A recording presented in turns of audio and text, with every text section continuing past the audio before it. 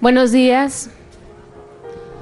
Buenos días, muchísimas gracias a las reporteras, reporteros, todos los medios, a CEPROPIE, al Sistema de Radiodifusión de México y sobre todo a las familias que nos están acompañando el día de hoy en la conferencia de prensa. Esta conferencia de prensa va sobre los resultados del reconocimiento a la inspección que se realizaron los días 20, 21 y 22 en Campo Militar número 1. Le doy la palabra al secretario técnico de la comisión, Félix Santana Ángeles.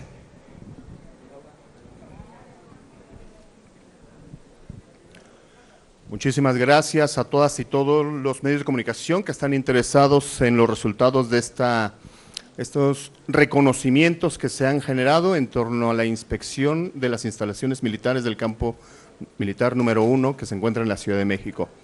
Muchísimas gracias y agradecemos la participación de quienes nos acompañan en la mesa, familiares, sobrevivientes, integrantes de la Comisión para la Verdad y el Acceso a la Justicia del caso de Guerra Sucia. Vamos a hacer una proyección en donde vamos a dar a conocer qué es lo que se desarrolló durante estos días en la Ciudad de México. Como ustedes saben, el pasado mes de octubre del año 2021, el presidente de la República emitió un decreto para la creación de la Comisión para la Verdad y el Acceso a la Justicia.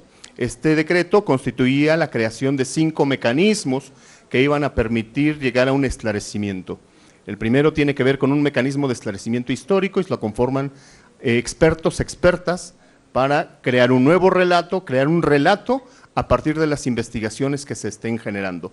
El segundo mecanismo es un comité para impulsar a la justicia. Significa diseñar un diagnóstico que nos permita saber el estado que guardan las investigaciones y, en su caso, crear una estrategia para reactivarlas. El tercer mecanismo es un mecanismo de reparación de daños. Este lo encabeza la Comisión Ejecutiva de Atención a Víctimas y no solamente implica compensaciones de tipo económica, sino también reparaciones de tipo comunitaria y de otra índole, en donde la SEAP está trabajando en un programa al respecto. Un mecanismo más es el mecanismo para el impulso de la memoria.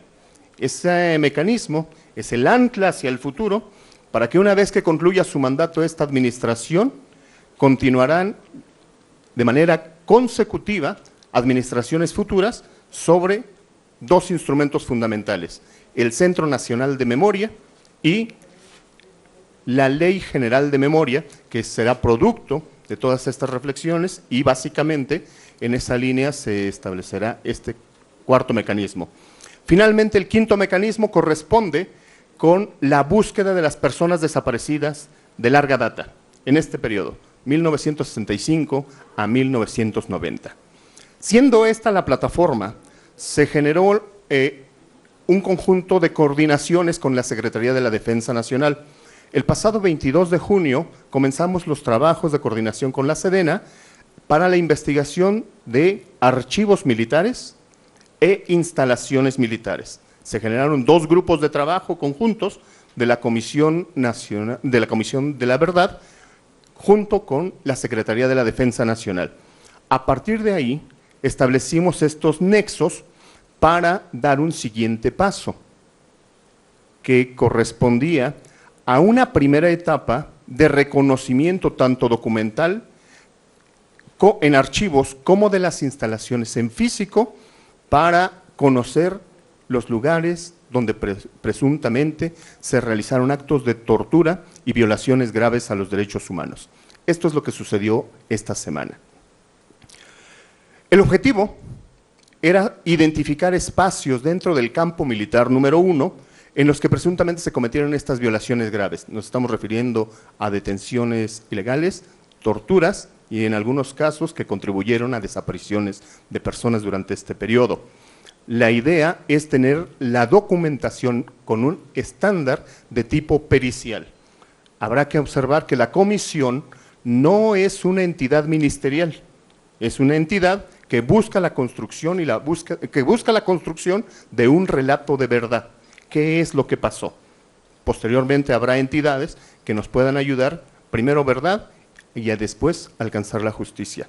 Entonces la idea es identificar las instalaciones en donde se pudieron haber cometido estas violaciones graves y recoger testimonios de personas víctimas de estas violaciones a sus derechos humanos dentro de las instalaciones militares en donde ellos pudieron estar en su calidad de víctimas. Las actividades de reconocimiento e inspección realizadas en las instalaciones del campo militar forman parte de este proceso de investigación. No es una actividad concluyente, son actividades que permitirán avanzar en las investigaciones. Esto es un eslabón más que nos va a permitir ascender a otro nivel de entendimiento y ratificar la palabra de los sobrevivientes, en donde hoy tendremos elementos objetivos para verificar que es verdad lo que se denunció durante mucho tiempo. ¿Quiénes participaron durante estas actividades? La Comisión Ejecutiva de Atención a Víctimas, la Comisión Nacional de Búsqueda de Personas, el Mecanismo de Esclarecimiento Histórico, nuestros expertos, expertas, y la Subsecretaría de Derechos Humanos, a través de la Dirección General de Estrategias para la Atención a los Derechos Humanos. La Comisión Nacional de Derechos Humanos también nos acompañó y para documentar los hechos nos apoyó el Sistema Público de Radio y Comunicación del Estado mexicano, para efectos de documentar cada uno de los lugares, cada uno de los testimonios en donde se estuvieron verificando en estos días, en estos largos días de exploración. El proceso de identificación, nosotros llegamos a identificar al menos, reconociendo la complejidad de los lugares y la evolución histórica, se tuvo que hacer una revisión a partir de documentación de la Secretaría de la Defensa Nacional, la Sedena, la Secretaría de Gobernación, información específica de organismos o unidades de las Fuerzas Armadas, la planimetría proporcionada por la Sedena, así como fotografías aéreas y satelitales, testimonios de los sobrevivientes que estuvieron en su calidad de personas detenidas, desaparecidas, retenidas en las instalaciones del campo militar número 1, e información pública, así como información entregada a la comisión de exfuncionarios, testigos de probables actos de violaciones a los derechos humanos, cuyo conocimiento contextual es relevante. Resulta que hay exfuncionarios que participaron en la Brigada Blanca que están aportando información para la obtención de datos objetivos en la zona militar. Los documentos gubernamentales revisados corresponden a identificación de datos como aquellos encontrados en 1968, en donde se documenta la detención en prisión en el campo militar a través del archivo de la Dirección Federal de Seguridad. Tenemos fotografías, datos, nombres, registros, y esto nos permitió corroborar que muchos de los detenidos en 1968 fueron trasladados a las instalaciones del campo militar. ¿Qué más información y archivos se encuentran ratificando esta versión?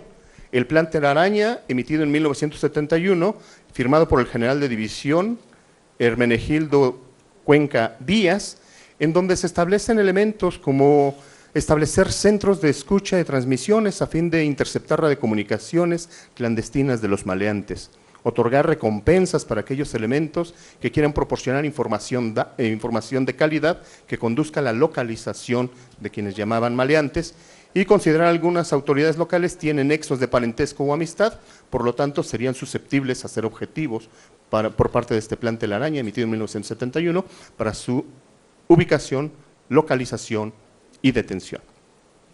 Un elemento más obtenido en los archivos es el Plan 1 Rastreo, en donde se crea la Brigada Blanca en 1976 y se dan un conjunto de elementos. El cuadro de necesidades, ¿cuánto personal?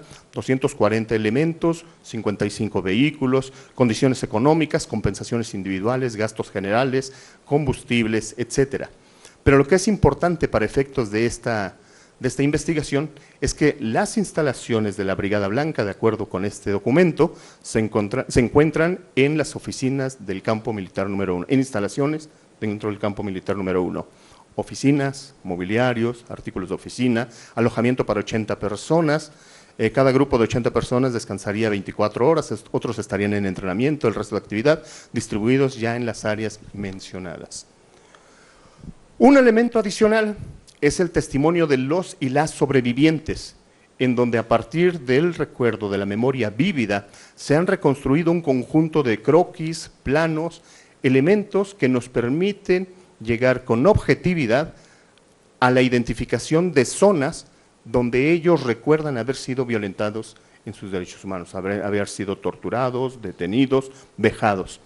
Tenemos varios croquis y hay algunos que ya cuentan con su investigación, en donde han sido judicializados, y esta información resulta fundamental porque no solamente es el dicho del sobreviviente, sino forma parte de su proceso judicial, y por eso la necesidad de contar con estos elementos con un estándar pericial mínimo. Se analizó la planimetría, fotografía aérea y satelital, como lo observamos, y alcanzamos a identificar que existen un conjunto de evoluciones, construcciones de nuevas instalaciones que ha cambiado el escenario del campo militar número 1, lo cual nos mostraba la complejidad del desafío de identificar lugares potenciales de detención. Se nos permitieron el acceso a planos de masas, información sobre estructuras y sus funciones. El plano más antiguo del campo militar número 1, con el que tenemos ya esta comisión, data de 1982, y tenemos información que nos ha permitido generar la evolución de las estructuras de este campo militar. Ha habido cambios sustantivos. Tenemos fotografías aéreas de 1970, contamos con fotografías satelitales con más actualidad de 2019, y con ello encontramos que el campo militar ha sido continuamente utilizado y remodelado en las últimas décadas. Vale la pena hacer una aclaración adicional. Cada unidad militar que se encuentra en el campo militar al día de hoy no necesariamente ha estado desde su origen del campo militar. Se ha ido cambiando las zonas en diferentes áreas, por lo tanto eso complejiza más nuestra intervención. Las instalaciones en las que se llevaron a cabo las actividades de reconocimiento fueron 7. La Brigada de Fusileros Paracaidistas, la Primera Brigada de Infantería Independiente, la Prisión Militar, el 1° y 2° Batallones de Policía Militar, el Cuartel General de la Policía Militar, el 4º Batallón de la Policía Militar y las Caballerizas del Estado Mayor. Hoy es una enfermería del Hospital Militar de la zona. Se decidió a partir de documentos, de testimonios y de información de la misma Secretaría de la Defensa Nacional. Todo esto se construyó de manera conjunta con la Sedena y la Comisión para la Verdad. No hubo sorpresas para llegar a ninguno de estos espacios sin que ellos lo supieran. Lo acordamos, lo aceptaron y accedieron que cada uno de los sobrevivientes hicieran preguntas y lograran identificar zonas de potencial área de vulneración a los derechos humanos. ¿Qué resultados encontramos el día de hoy? Encontramos resultados en donde, para efectos de la comisión, el ingreso al campo militar número 1, junto con la Comisión para la Verdad y las personas que sobrevivieron a estas torturas, desaparición forzada en las instalaciones, es un resultado relevante porque no es un acto simplemente de tipo pericial, sino tiene que ver con un acto de conciencia histórica, un acto duro en vivencia personal y en reconocimiento y memoria para aquellas personas que se encuentran desaparecidos aún.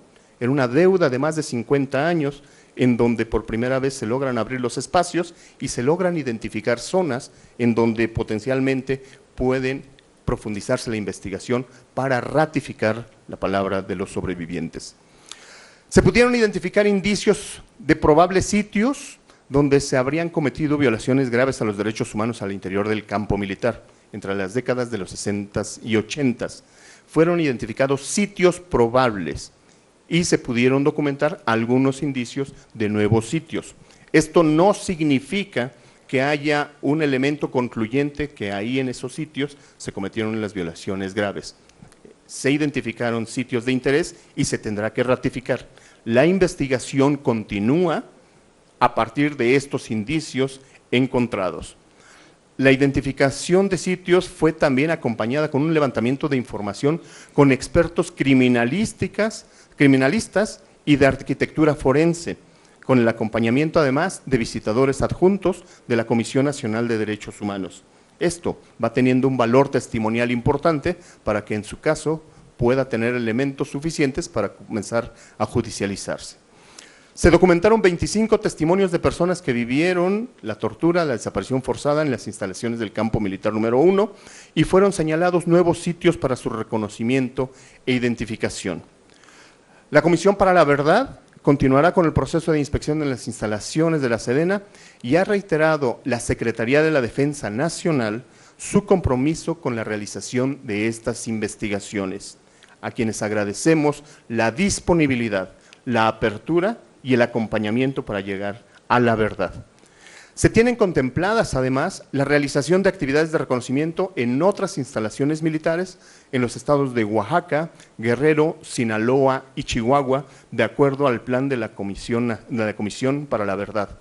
Finalmente, se llevarán a cabo acciones de investigación en las instalaciones civiles en donde hayan sido identificados lugares donde se cometieron violaciones graves a los derechos humanos, como oficinas de la Dirección Federal de Seguridad en otras entidades de la República. Estos son los primeros hallazgos, estos son los primeros resultados. No hay nada concluyente, no tenemos ningún producto hasta estos momentos porque forma parte de un largo proceso de investigación en donde las actividades periciales jugarán un papel fundamental. Muchas gracias. Les quiero presentar a la mesa. En la mesa nos acompañan 2 sobrevivientes del campo militar y un familiar de una persona que estuvo en el campo militar. También nos acompañan 2 de los comisionados del mecanismo de esclarecimiento histórico de estos 5 instrumentos que mencionaba el licenciado Félix y les quiero presentar quiénes son las personas. Está a mi lado izquierdo Armando Otto Gaitán, él fue exintegrante del Movimiento de Acción Revolucionaria, le decían Vigos por el bigote. Sobreviviente de 10 meses de secuestro en el campo militar número 1 de abril a diciembre de 1979. Está a mi lado izquierdo Josefina Martínez y Rojas, exiliada 3 años y medio en 1990, viuda del doctor Felipe Martínez Soriano, preso por primera vez en 1977 y preso en segunda ocasión en 1990 por 8 años en el campo militar número 1.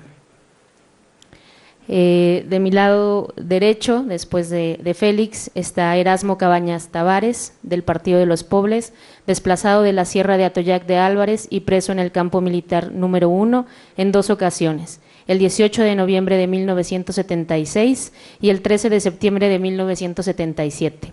Sus familiares desaparecidos son Eleno Cabañas Ocampo, Lucio Cabañas Tavares y Raúl Cabañas Tavares.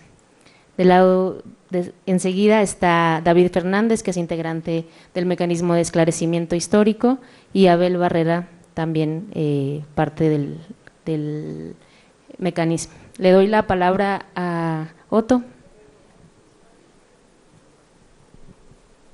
Buenas tardes o días. Bueno, ya me presentaron. Yo fui miembro del Movimiento de Acción Revolucionaria. Y la experiencia que viví en el sótano del campo militar es algo pues muy tremendo. Duré ese tiempo en un espacio de 1,80 m por 3 metros, sin luz solar y sin estar conviviendo con nadie. Había otras celdas, ¿verdad?, pero individuales. Pero lo importante de esto es que después de que salí de ese sótano, inmediatamente sale uno con miedo, sales con preocupaciones, pero nunca salí a refugiarme a mi casa. Salí de inmediato a hacer denuncia pública y para ello acompañé a doña Rosario Ibarra de Piedra. Hicimos denuncias en algunos estados de la República.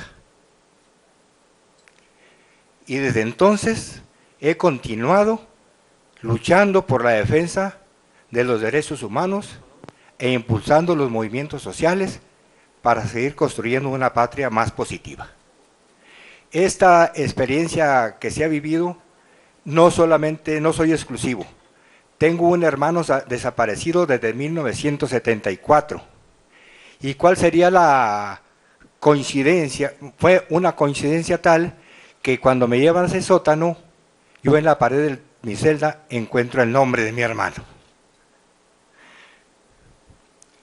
No es fácil evitar el sentimiento, pero ese sentimiento que lo tenemos es precisamente lo que nos ha hecho participar en este tipo de luchas, porque si no fuéramos de nobles sentimientos, no lo hubiéramos hecho. Y si participamos en estos hechos, no fue porque fuéramos muy chingones, como luego dicen, o que no tuviéramos miedos. Fue un momento social histórico que nos tocó vivir y que como gente noble nos vimos en la necesidad de tomar una determinación de participar para lograr algo mejor para nuestro pueblo. Yo estoy seguro que muchos de los jóvenes que están aquí, si hubieran vivido en ese momento, tal vez hubieran hecho lo mismo, porque era una circunstancia tan difícil que se debía que tenías que tomar una determinación. Por ahí recuerdo que decían, no podemos ser una juventud castrada. Y nos abocamos a luchar por una sociedad mejor. Aprovechando este momento, hablando de movimientos sociales, de líderes sociales, quiero hacer la denuncia de que en el ejido Motul de Yucatán se encuentra un luchador social, un campesino, fue detenido, enjuiciado y está llevándole su juicio en su casa, pero le han puesto un brazalete para que no se retire 200 metros de su casa. El único delito que ha cometido el compañero Luis Armando Chuc es ser un luchador social, defensor de los derechos ejidales. Cuando Salinas de Gortari hace la reforma al artículo 27, que se refiere a la tenencia de la tierra, los que nos oponíamos a esa renovación de ese artículo era precisamente porque la tierra iba a volver a ser concentrada en unas cuantas manos. Se aprovechó ese artículo y ahorita con el motivo de que puedes comprar, has acumulado y presionas para que te vendan. Entonces yo denuncio esa arbitrariedad y vulnerabilidad que está sufriendo el compañero Luis Armando Chuc de Motul, Yucatán, simplemente por ser un luchador social. Muchas gracias. Ahora le doy la palabra a Erasmo Cabañas, que nos comparta también un poco sus impresiones de estos días de trabajo en el campo militar. Bien, buenos días o tardes. Nosotros no tenemos mucha experiencia en estar con los micrófonos. Si cometemos un error, pido a los medios de comunicación que no lo conviertan en un horror. Miren, ya me presentaron en 1974, en Atoyac se puso difícil la situación y perdí a mi papá y mis dos hermanos. Yo salí huyendo junto con mi familia, esa comunidad desapareció por completo. Balacearon las puertas, ahí se quedaron todos los animales domésticos. Pero no quiero seguir hablando de mí. Quiero hablar de la situación que sucedió en el campo militar número 1. De verdad, recibimos una atención especial. Nos pusieron soldados jóvenes que todo el tiempo estuvieron con nosotros. Una ocasión yo le pregunté a uno de ellos, oye, ¿sabes quién es Lucio Cabañas? Dice, no, la verdad no sé ni quién es. ¿Sabes tú de la Liga 23 de septiembre? No, pues no sé nada. Entonces, la juventud está desinformada. Anduvimos recorriendo el campo militar número 1, los lugares asignados,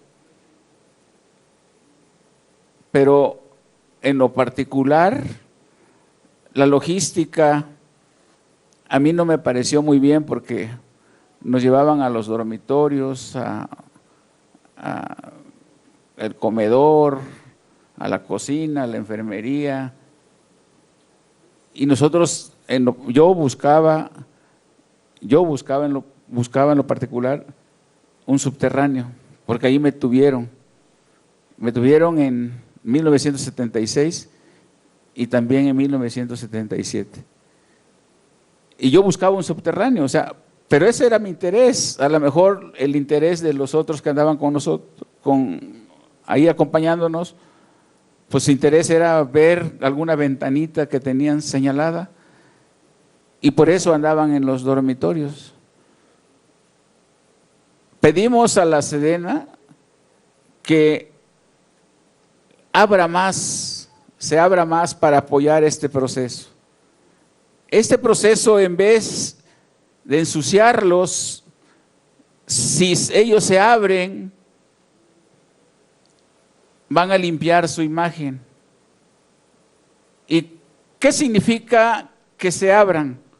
Significa que revisen los archivos, porque sí hubo un director, o no sé cómo se le llame, encargado del campo militar número 1 en esas épocas. Y ellos tienen una bitácora o algo tienen cuando sucedieron todas las cosas. Cuando estuvo X persona, cuando estuvo X persona, ellos saben quién, dónde, cuándo. Cuando la Brigada Blanca metía a personas y los torturaba casi hasta la muerte, o algunos hasta la muerte, seguramente pues el encargado del campo militar número 1 sabía que ya había llegado un huésped más. Hay que pedirles a ellos que nos apoyen con eso, que nos digan dónde están o dónde están las fosas clandestinas, ¿sí? Porque es importante saber dónde están nuestros familiares. Muy importante. Entonces, tenemos la esperanza que la Comisión para la Verdad salga adelante.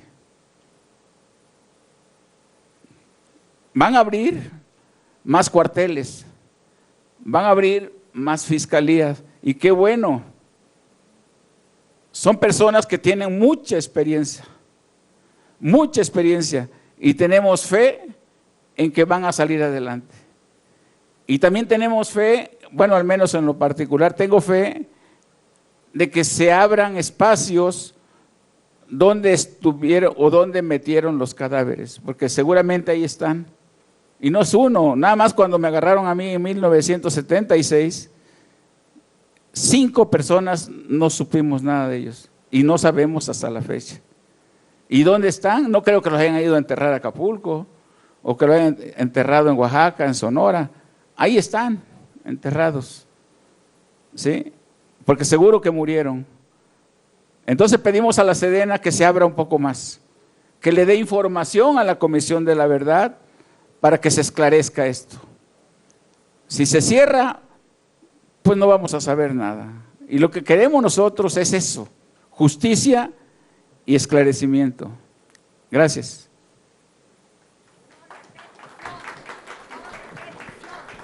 Muchas gracias, Erasmo. Le doy la palabra a Josefina. Me da mucho gusto saludar a toda la prensa, a saludar a todos los compañeros, ya nos presentaron.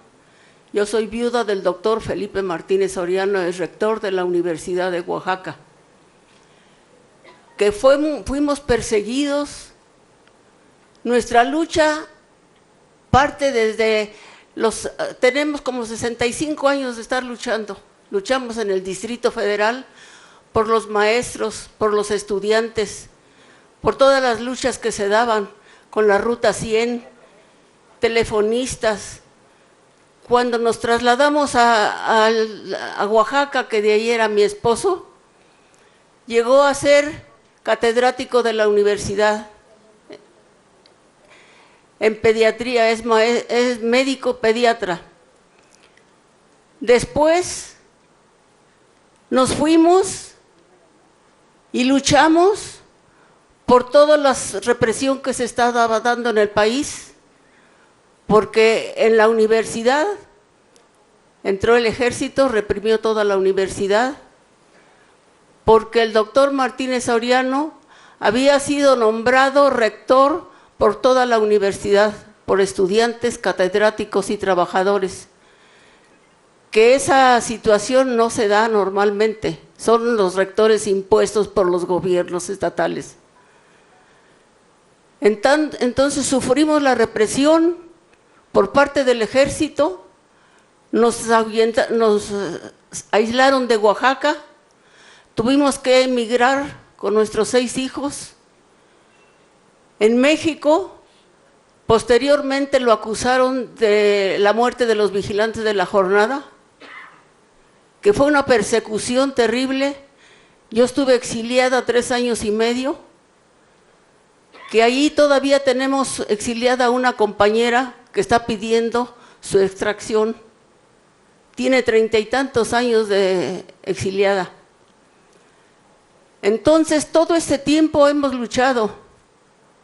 Actualmente, nosotros, yo personalmente, nunca pensé entrar a la zona militar,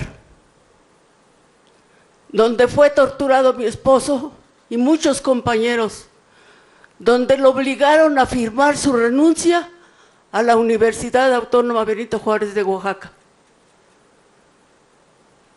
En todo este tiempo de lucha, nunca pensamos que íbamos a reencontrarnos con compañeros que tenemos años de no vernos, y con compañeros que luchamos y que no los conocíamos, ahora nos hemos reconocido. Esta lucha de nuestra patria se debe a todos los desaparecidos, a todos los presos, a todos los torturados, y que aún seguimos en pie de lucha. Nosotros decimos que el presidente de la República es un hombre ejemplar, es un hombre humanista, y que ha colocado al país a nivel mundial en las primeras esferas mundiales.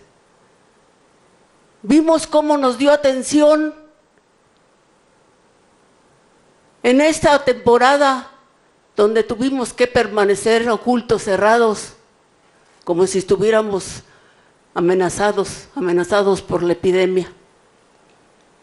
Sin embargo, él luchó por todo el país, y tenemos que reconocer la participación de todas las organizaciones que nos han venido representando, y que hacemos un llamado a todos los compañeros que aún no se han integrado, que tengan confianza, como la confianza que estamos recuperando entre nosotros mismos. Les pedimos a los padres de los 43 estudiantes desaparecidos que confíen, que sanemos nuestras heridas, que perdonemos y exijamos perdón y lo aceptemos de las nuevas autoridades que así están luchando por todos los desaparecidos, por todas las luchas de nuestro pueblo, porque en el extranjero conocían a nuestro país por el folclor, por los mariachis, pero no por la represión que se daba. Por eso, por la represión que vivíamos, llegamos incluso a tomar embajadas. En la primera toma logramos la libertad de 300 presos políticos que visitábamos las cárceles, que invitamos a organismos internacionales a que se cercioraran de la represión en México. Entonces, todo ese trabajo, ahora estamos, pues nos sentimos privilegiados, nos sentimos arropados por todas las organizaciones que el presidente de la República ha constituido. Un reconocimiento a Encinas, que ha hecho un trabajo extraordinario. Entonces, el hecho de vernos encontrado aquí otra vez reunidos, lo debemos a ellos. Lo debemos a todos nosotros que hemos contribuido. Yo les agradezco mucho su atención y pido realmente una felicitación entre todos nosotros, entre este encuentro que nos debe hermanar más aún todavía. Gracias, señores. Muchas gracias, Josefina. Por último, le damos la palabra a David Fernández, que nos va a dar su impresión de estos días de trabajo por parte del Mecanismo de Esclarecimiento Histórico. Muchas gracias. Saludo con mucho gusto a los compañeros de la prensa. Agradezco la presencia en esta mesa. Como ha quedado dicho, esta visita a las instalaciones militares del campo número 1 en la Ciudad de México se ubica dentro de un proceso general de investigación que está realizando la Comisión de la Verdad para este periodo del 65 al 90 y en particular en las investigaciones que lleva adelante el Mecanismo de Esclarecimiento Histórico. Tiene tres patitas o tres instrumentos la investigación del mecanismo. Uno es el ingreso a los archivos de carácter civil y militar. Ustedes saben, ya estamos trabajando en el archivo de concentración del Ejército de la Secretaría de la Defensa Nacional desde hace un par de meses, con alrededor de, en distintos archivos civiles, etcétera, alrededor de 40 investigadores. El segundo instrumento es la recogida de testimonios de personas, testigos o víctimas de las violencias del Estado. Y el tercero es precisamente de la visita y reconocimiento de instalaciones, escenario de probables violaciones graves a los derechos humanos.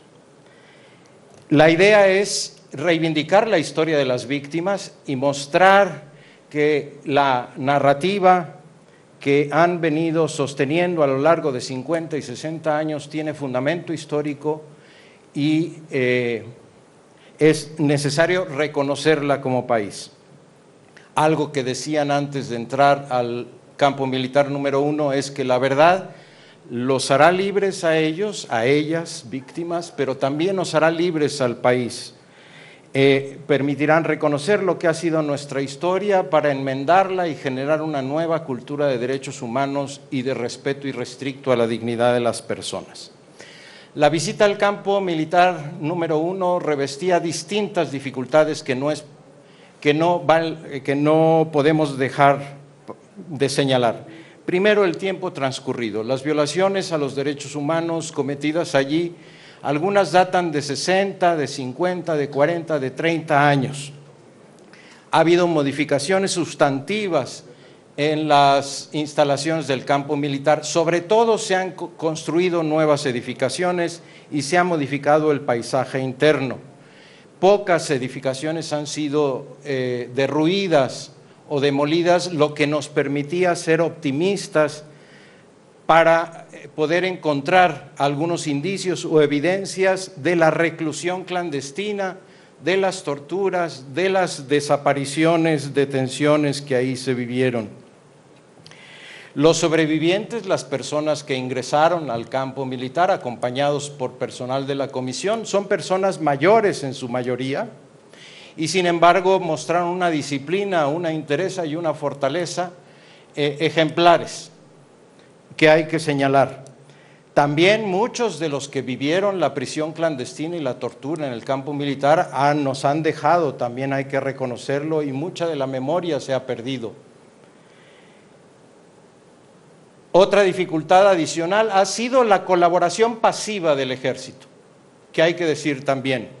Es decir, abrieron sus puertas, nos dejaron entrar y sin embargo no nos indicaron en ningún momento la historia de las edificaciones, los procedimientos que habían vivido.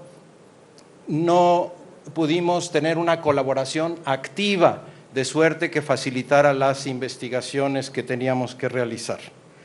A pesar de estas dificultades, y esto es lo importante, a pesar de estas dificultades, encontramos indicios creíbles de que el campo militar número 1 fue escenario de crímenes de lesa humanidad y fue escenario de violaciones gravísimas a los derechos humanos.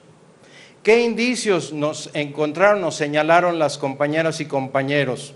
Ya se dice en el boletín de prensa, reconocimos 2 instalaciones e indicios. ¿De qué estamos hablando? Estamos hablando de reconocimiento de pisos, zoclos, ventanas, paisajes, subterráneo. Estos indicios nos permiten iniciar un proceso de investigación a mayor profundidad y de mayor extensión dentro del propio campo militar y dentro de otras instalaciones militares.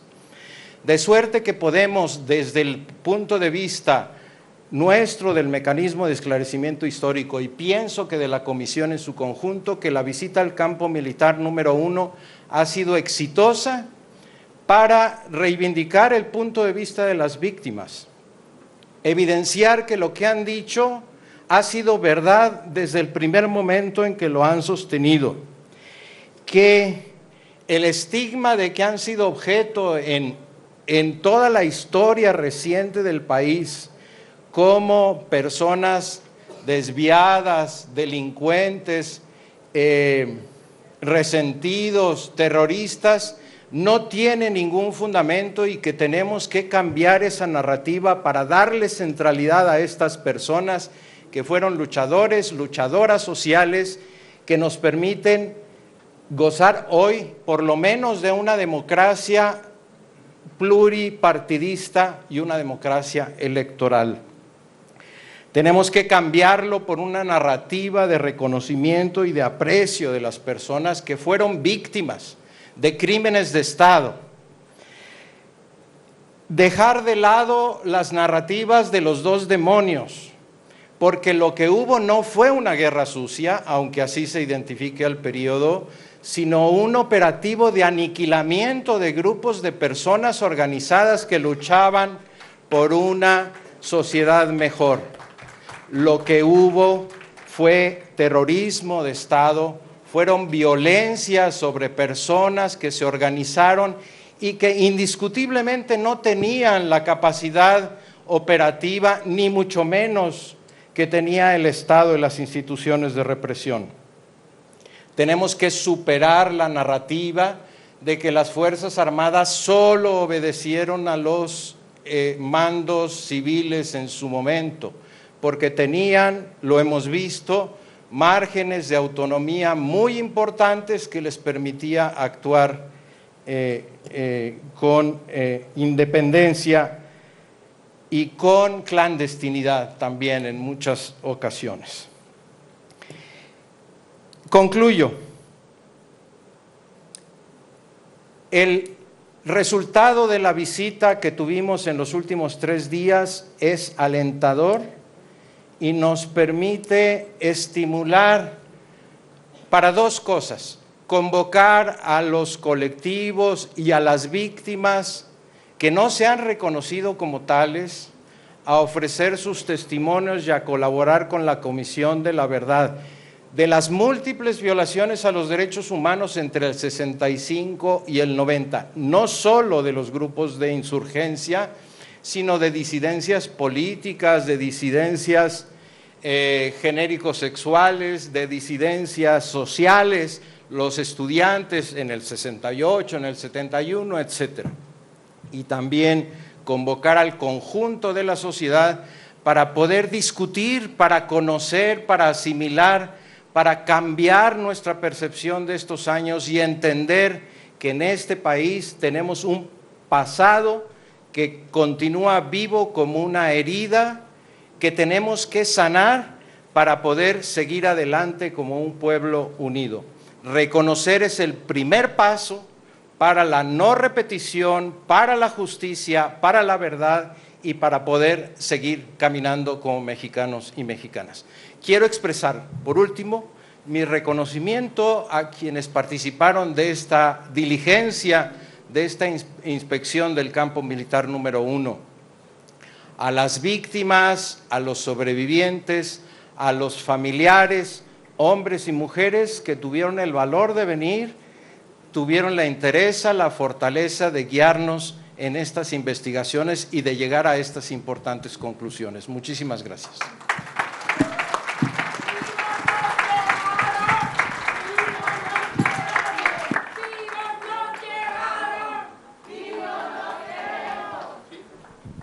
Muchas gracias, David. Al final, Abel sí quiere decir una palabra.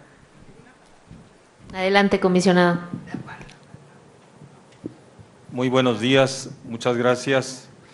Reiterar lo que ya el compañero David Fernández ha dicho. Si algo tenemos que como comisionado reconocer y ante todo impulsar es la participación activa de las mujeres, madres, abuelas, esposas, hermanas. Ellas en este recorrido marcaron la pauta junto con los compañeros sobrevivientes de cómo se tiene que investigar y buscar a los desaparecidos. Es decir, no solamente en los exteriores, sino que, como pasó, sino sobre todo ir al fondo de los lugares donde se hicieron estos recorridos. Fue muy interesante, sobre todo creo que ahí vamos a recuperar toda la crónica de las compañeras, madres, de cómo fueron ellas, algunas las que estuvieron detenidas, de armar sus croquis, armar sus mapas, armar sus historias. Eso creo que es el punto central de la nueva narrativa. Y al mismo tiempo de cómo redescubrir en esas 10 puertas del campo militar los lugares que aún todavía no se ha podido entrar al fondo, que es precisamente, como ya decía aquí los compañeros, estos sótanos de la muerte, los sótanos de la tortura. Es muy importante estos ingresos y sobre todo recuperar las historias de compañeros que vinieron de Chihuahua, de Oaxaca, de Guerrero, de Sinaloa, y cómo se armaron ahora los equipos, los de trabajo al interior, y que creo que eso es lo que va a ayudar muchísimo a reorganizar, reconstruir la memoria histórica. Simplemente es resaltar esto, que para nosotros es un gran aprendizaje, y sobre todo el hecho de poder reconstruir adentro del campo militar esta nueva historia. Muchas gracias. Bueno, ahora sí, damos espacio a las preguntas. Van a estar Chuy y de este lado José Luis dando la palabra. Aquí de cuadritos. ¿Qué tal? Buenos días, mucho gusto. Alexis Ortiz, reportero del medio digital La Lista.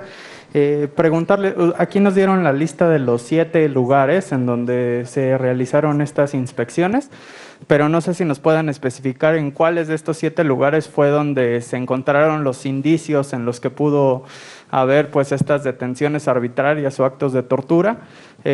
Otra pregunta también sería pues si ya están en diálogo con la Secretaría de la Defensa Nacional para permitirle el acceso a estos espacios subterráneos que acaban de de comentar los compañeros, o si hay resistencias en ese tema, ¿no? de entrar a esa clase de espacios. Y tenía otra pregunta. Bueno, por ahora esas. Muchas gracias. Si me permites, vamos contestando. El campo militar número 1 tiene una superficie de 300 hectáreas. El ejercicio de recorrerlas, de identificar zonas, resulta complejo por el paso del tiempo, para la reconstrucción de la memoria. De estos 7 espacios, en al menos 2 se tienen identificados sitios de interés. Y vale la pena decirlo porque no podemos concluir al día de hoy con esta exploración que se ha hecho. Y los sitios de interés es donde se encontraba la policía militar y la prisión militar. Ahí se encuentran sitios de interés que la comisión va a continuar sus ejercicios con análisis periciales, con elementos científicos, para determinar o no la existencia de estos elementos que se han encontrado el día de hoy a partir de los testimonios y de la identificación de la documentación. Todos los espacios que constituyen al campo militar número 1 y los espacios de las instalaciones militares de otras entidades, por instrucciones del comandante Andrés Manuel López Obrador, se van a abrir a esta comisión. Todos. De este lado. Hola, muy buenos días. Marcela Turati, del proyecto ¿A dónde van los desaparecidos? Quería preguntarles a las personas, bueno, ¿qué reconocieron? Si nos pueden hacer como una crónica de los lugares que sí se reconocieron, cómo fueron esos momentos. Y por otro lado, si participó la Fiscalía General de la República en esta visita, si lo que se encontró se formará parte de peritajes, si los testimonios que las personas dieron, las reconstrucciones, todo eso va a formar parte, pues también se va a meter a procesos. Y también me llama la atención porque cuando hablan dicen presuntas violaciones a los derechos humanos, si, como ya dijo el comisionado Fernández, pues esto ya es como reconocido. ¿Por qué se sigue hablando como presuntos indicios? Gracias. Si quieren responder. Sí, miren, no es fácil, después de 42 años, reconocer un panorama donde has estado. Ha sufrido muchas transformaciones, pero yo en lo particular, que estuve en un sótano, no encontré los indicios de ese sótano, pero sí, al subir por ahí a un edificio, un paisaje, un pequeño paisaje con carros estacionados, me saltó a la mente luego, porque yo tuve 3 oportunidades de subir por una escalera limpiándola, llegar hasta una portezuela de madera y ver a través de unos pequeños orificios, y veía ese paisaje con carros así. Sentí luego aquello. Claro que el edificio está transformado, no es el mismo, y no digo que ese es el espacio, pero sí es algo para iniciar a profundizar con la investigación. Ya que tengo el micrófono, aprovecho para que recordemos que hoy es día 23 de septiembre. ¿Qué pasó el 23 de septiembre de 1965 en Ciudad Madera, Chihuahua? Cuando un grupo de maestros y estudiantes y campesinos tomaron por asalto el cuartel de Ciudad Madera, donde fue una experiencia dolorosa, pero fue el inicio de una larga lucha en defensa de nuestro pueblo tan sufrido y tan sacrificado. Gracias.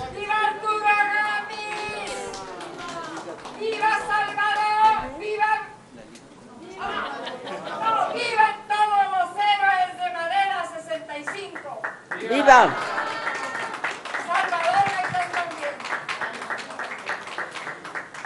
Compañeros, no cabe duda que la experiencia que hemos estado teniendo de entrar al cuartel militar nos atrae muchas memorias de compañeros que incluso no los volvimos a ver. Nos trae emociones muy encontradas en las consignas de muchos compañeros que aún se siguen repitiendo, pero que debemos también hacer una memoria de los avances que está teniendo el país, que debemos confiar en médicos psiquiatras, en médicos que nos ayuden a sanar nuestras heridas, para que podamos exigir perdón y aceptar el perdón que tantas autoridades, que el mismo ejército nos deben. Yo saludo cordialmente a todos los compañeros que hoy estamos aquí presentes por la lucha, por la combatividad, por el mantenerse firmes por una patria mejor, porque sin ella no seríamos nada. Yo los saludo nuevamente y felicito a las comisiones que nos están ayudando.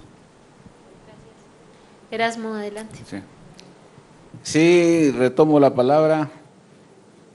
A mí me tuvieron en 2 ocasiones en sótano y sí reconozco que al lado derecho de ese sótano había celdas de 1,20 aproximadamente por 2 metros de largo, una taza al fondo y un foco nada más y un pasillito por donde pasaba el guardia. A mano, terminando los pasillos, estaba un cuarto de tortura y una cisterna de agua. Más para este lado estaba un espacio vacío. Todo eso lógicamente no está, pero el sótano sí está y las escaleras sí las conozco. Bajan las escaleras, es así, aunque me llevaban vendado, sí las conozco, porque tenía un tubular y ahí está el tubular igual de viejo. Tenía una ventanita que un compañero que iba con nosotros dice la ventanita, y se fue por atrás y anduvo levantando cosas y levantó una puerta de fierro y ahí estaba la ventanita. No se veía por dentro. Entonces sí reconozco ese lugar. Sí, y ahí me tuvieron en 2 ocasiones, 1976 y 1977. Lógicamente tienen que cavar. ¿Por qué? Porque allí había celdas y ahorita no hay nada, hay un campo de frontón. ¿Cómo van a poner un campo de frontón enterrado? A ver, donde estaba la sala de tortura hay un baño. Eso puede ser, porque acaban de jugar y te bañas. ¿Sí? Pero no puede haber un campo de frontón enterrado. Tanto, acaba de mencionar, más de 300 hectáreas. Hay espacios grandísimos para hacer un campo de frontón.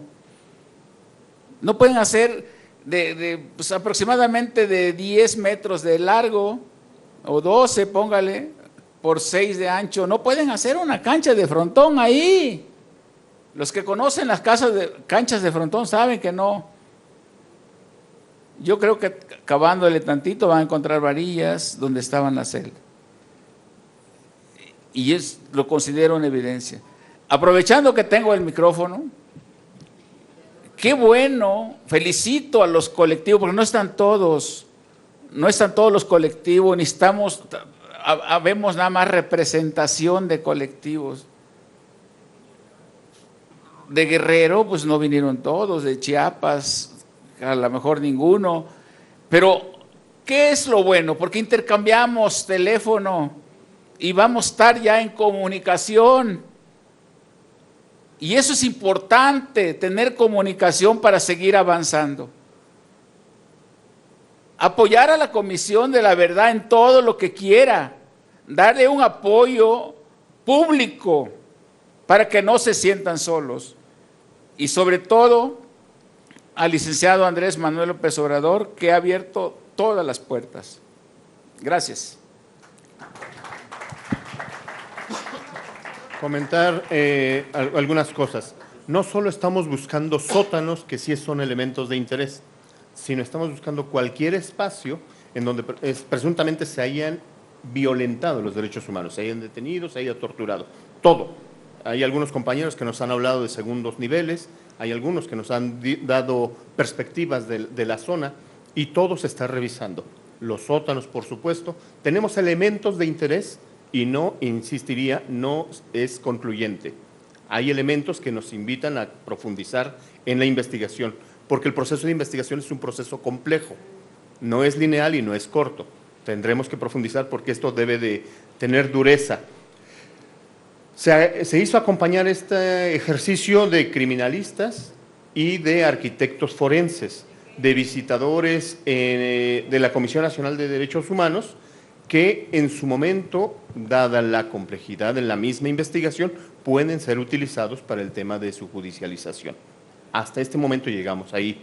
Recordarán que al principio decíamos, esta comisión tiene 5 pilares. El segundo de ellos es el de impulso a la justicia. Y una de las mayores ambiciones de ese equipo de trabajo es la creación de una fiscalía especializada para la atención a estos delitos de guerra sucia. Entonces es un proceso largo, todavía no se tienen estos elementos, no participó la Fiscalía General de la República, pero se tienen estos elementos que registraron, documentaron sus informes con estándares periciales. No son solamente reportes de visitantes, sino son reportes con estos tipos de estándares. Ok, sí, de este lado. Gilberto Molina, de Canal 11, muy buenas tardes. Tengo 2 preguntas muy breves. Mencionaron que va a haber participación de exfuncionarios de la represora Brigada Blanca. Mi pregunta es si solo en calidad de informantes o también se solicitarán consignaciones para estas personas u otras que hayan participado en esta brigada. Y la segunda, se nos ha comentado de las instalaciones, las zonas que se les permitió recorrer y visitar. ¿Hubo algunas donde no se les haya permitido el acceso? Muchas gracias. Los exfuncionarios que trabajaron dentro de la Brigada Blanca como ayudantes, como asistentes, como mozos, al día de hoy están aportando información, croquis, ubicaciones. Vamos a ver cómo evoluciona la investigación de forma tal que pudieran involucrarse dentro del proceso de judicialización, pero al momento solamente son informantes. Y si se limitó la participación o la entrada, la visita de algunas otras zonas, en estos momentos se planteó 7 lugares, se acordaron con la Secretaría de Defensa Nacional y surgieron nuevos lugares, donde decían, queremos revisar también estas otras instalaciones. Ya se iniciaron las coordinaciones para regresar y verificar estos nuevos espacios que no se tenían ubicados originalmente. ¿De aquel lado hay alguien? Muchas gracias.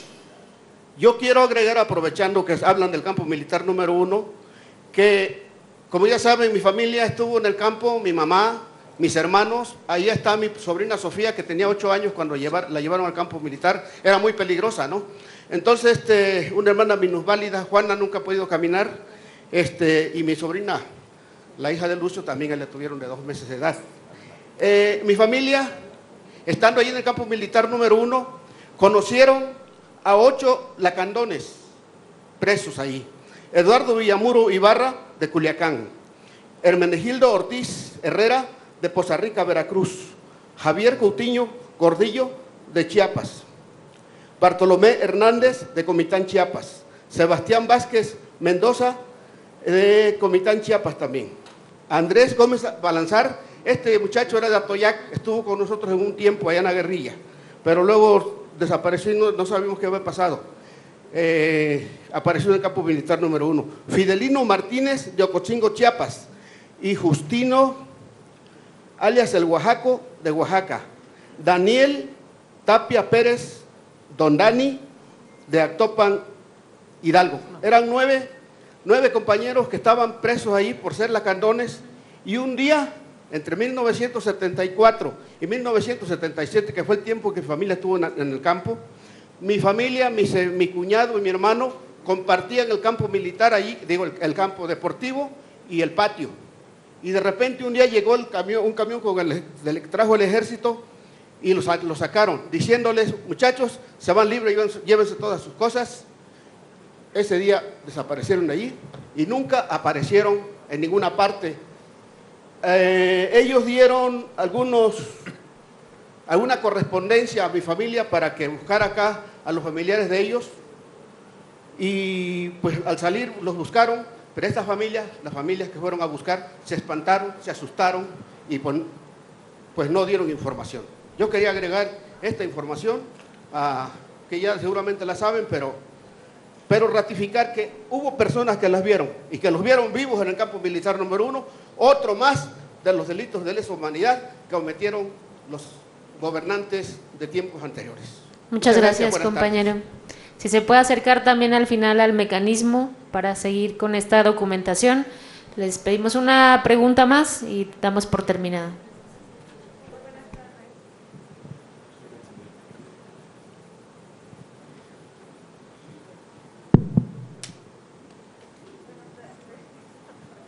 A ver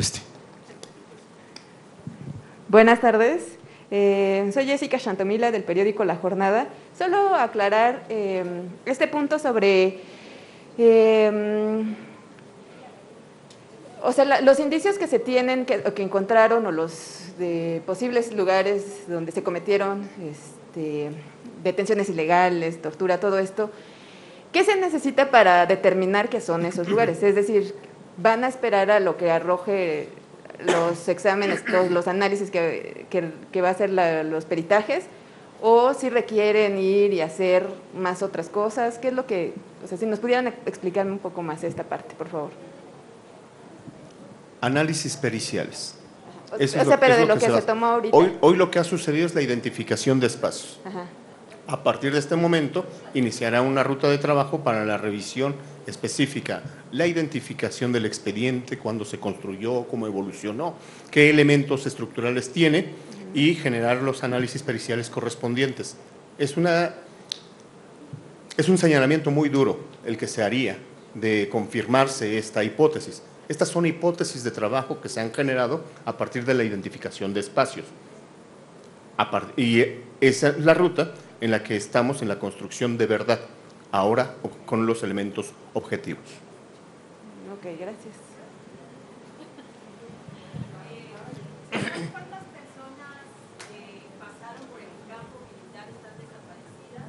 ¿Eso hay un mínimo número, un estimado? Y la otra, ¿va a haber otros ingresos con familiares? Y la otra, decía el señor Erasmo que podría haber cosas clandestinas, van a usar tecnología líquida como se usa ahora, o qué tipo de tecnología se va a usar, decía él, podrían estar ahí. Sí, vamos a aprovechar toda la tecnología que se tiene a la mano y que la Comisión Nacional de Búsqueda, con la cual la CNB cuenta. Vamos a utilizar los georradares. LIDAR no creo, porque el LIDAR tiene otra naturaleza para espacios más amplios, con la eliminación de vegetación. Ahora estamos en zonas de estructuras de masa consolidadas. Entonces, se van a realizar nuevas incursiones para la verificación y la ampliación de estas zonas que ya se tiene, y sí, van a participar los familiares, en particular los sobrevivientes que tuvieron la experiencia en esos lugares. ¿El estimado de personas? ¿Y si va a entrar algún día la prensa también? Eso no lo sé. Tenemos un estimado de personas que fueron. No en este momento, se está construyendo, porque recordemos, es una investigación en proceso. Habrá que coordinarnos con la Secretaría de Defensa, porque como son instalaciones militares de seguridad nacional, estamos nosotros agradecidos por la apertura. Vamos a profundizar para que todo se sepa. Hola, buenos días. Mar Torres, de Amanecer Alternativo. Nada más como para cerrar, ¿agendaron alguna otra visita? ¿Tienen acordado una visita próxima o se van a esperar el próximo año, o en lo que termina ese año van a volver a visitar? A partir de la apertura del campo militar, con eso que el presidente de la comisión dijo, que las puertas que se han abierto no se vuelvan a cerrar, no nos hemos salido del campo militar. Estamos en los archivos en los archivos militares, históricos, en la de las diferentes unidades, y estamos también obteniendo planos, mapas. Entonces, no nos hemos salido, esto continúa y de manera permanente. El programa que se tiene es de aquí a diciembre en la primera fase, y con eso vamos a hacer una evaluación conjunta con la Sedena para ver los resultados y los nuevos derroteros que tenemos. Gracias. Bueno, muchísimas gracias.